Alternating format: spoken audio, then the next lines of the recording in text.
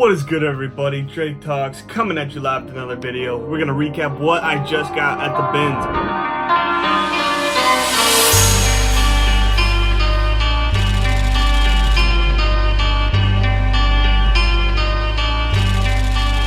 I just got back like 10 minutes ago. Like I literally just got home, ready to get listing and taking photographs and measuring and all that shit. Just gonna recap and I'm gonna go through what the fuck I got. My first trip was before lunch, so I got done at like 1 o'clock. So I was there for about 2 hours at that point.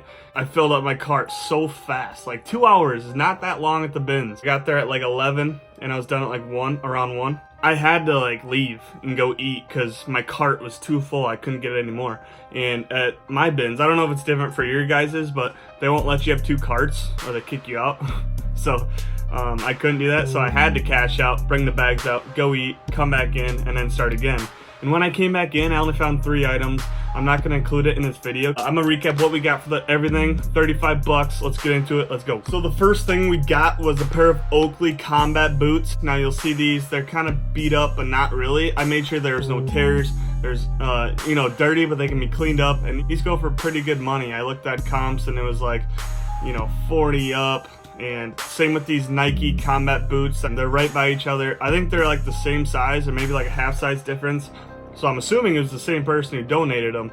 So they're right by each other. Oakley combat boots, Nike combat boots, both money, 40 plus, good comps. Next was this vintage Microsoft versus Apple shirt. Now this is printed on a Gildan tee. It's a bootleg, but I thought it was pretty cool.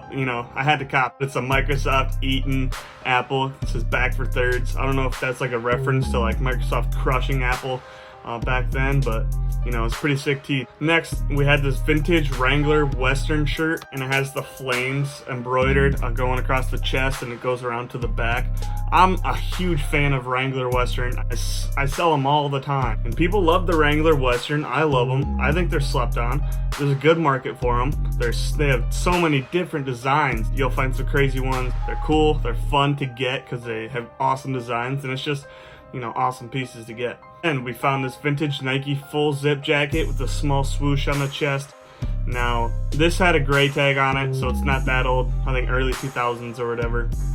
But regardless, it's a sick piece. Had a nice vintage wash to it, and it looks good. Next, we had this vintage Laguna Sport crew neck. Now, this isn't something with a lot of comps. I didn't even look up comps for it because I don't think there are any. But these kind of pieces I can sell locally, or I can sell them on Poshmark because I know how to market items. Sometimes I pick up things where I know I'm confident that I can sell them even if there are no comps, and I always end up selling them. And if I don't sell them, I sell them. Like regardless. Then we got this vintage Ducks Unlimited crew neck. Now this one just had a little embroidery going across the chest. The brand is Marathon Apparel. Every single Ducks Unlimited crew neck that I've ever gotten and sold has been Marathon Apparel for the brand.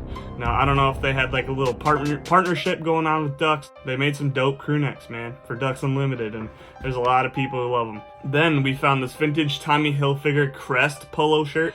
Now look at this design. The design's pretty nuts, and it had the old OG crest logo on there. If you guys don't know what the crest logo is, it's just one of the other logos that Tommy Hilfiger used aside from the flag. Keep a heads up for it. Next, we had this vintage Dare crew neck. Now this thing's pretty sweet.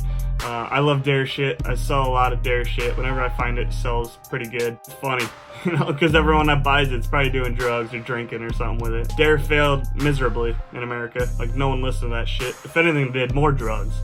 Next, we had this vintage Disneyland crew neck. Something crazy. On the front chest, it's just blank except there's a little, so the whole crew neck you see is green.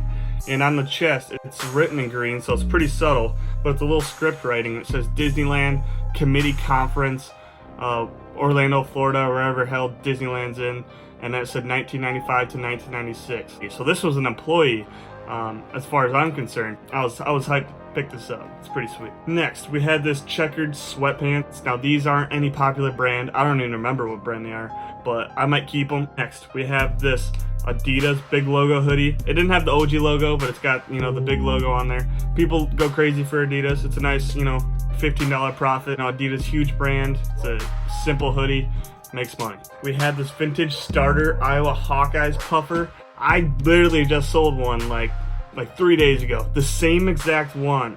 So that, I think that's pretty wild. I sold that for 50 bucks on Posh. This one's gonna need washed, get cleaned, but you know, I'll be able to make at least 30 bucks profit on it, so I'm pumped about it. We had this Mitre Mexico jersey, however the fuck you say it. Now this one doesn't have good resell. I think brand new, they go for like 15 free ship. But I caught for personal because I love soccer jerseys. They're comfy, lightweight. Next, we had this another vintage Wrangler Western shirt. This one's got the Aztec print all over it. Pretty wild, you know, it's a very loud shirt. And that's mostly what Wrangler Westerns are. Loud rodeo cowboy shirts. And they're badass. People love them. Sell them. Make money. Keep them. Look fresh. Whatever the fuck you want. It's like $1 at the bins, guys. This is why I always tell you, if you have a Goodwill Outlet Center within 2-3 hours, or if you have it like next door or like 30 minutes away, go to that shit. Source inventory. It's fun. It's cheap. You meet people. It's an experience. You learn different brands. Just do it. Next, we had this vintage pro player Iowa State rugby shirt. The tailgate season's going to be coming around. People are going to need long sleeves in the fall when it's football season.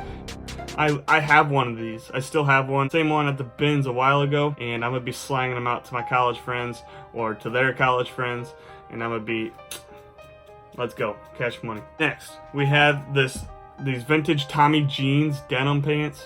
Now these are just jeans. It's got the big patch on the back, and on like halfway down the thigh, there's like a little strap, and it's got the flag on there, and it says Tommy. It's pretty dope. They're 32 by 32. I wear 30/30s, but if I can wear them and make them work with a belt, I'm rocking these motherfuckers, man. If not, go for the flip. Next, we had this Don't Tread on Me hoodie. I live in Iowa, so I'll probably find some people to sell it to locally, like 10 bucks, you know. Next, we had this vintage Carhartt blanket lined coat. These are sweet. I've sold a lot of these. They're heavy. The blanket lined adds value, adds resell, and people love that shit, the blanket lined. And like I say, this had a hole in the arm. This has stains all over the fucking sleeves, but it's still gonna sell for good money because people use Carhartt to work. People are gonna be working in this shit. It's heavy duty material, and I sell these all the time. Sometimes I make sure, like, hey, did you notice the flaws? Then they're always like, yeah, I'm using it for work anyways. I'm using it for work. I'm using it for work. Yeah, I see them. Yeah, I see them. That's fine. Pick up Carhartt when you see it. Every single time I go to the bins, I pull a Carhartt coat and they sell fast. So pick them up, guys. Winter is coming.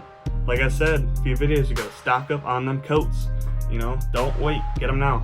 All right, next we have this vintage Roper color block button-up shirt. Now, Roper's not too popular of a brand. It's like a rodeo. It's like Wrangler Western. It's like a rodeo brand for like cowboys, cowgirls, ranchers. This is a sick piece not to get regardless, you know.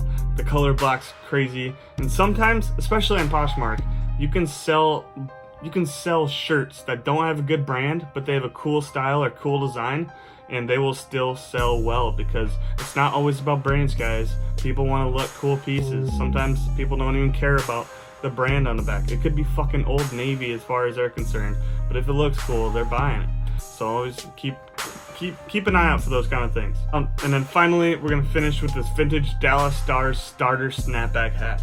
Now, this one's a little beat up. It's got some sweat stains on there. I'll probably have to wash it, but that shouldn't be a problem. I've washed hats before. It's a sick piece. I played hockey. Got the pinstripe, just sick. And Starter's a damn good brand to pick up, so always look out for Starter.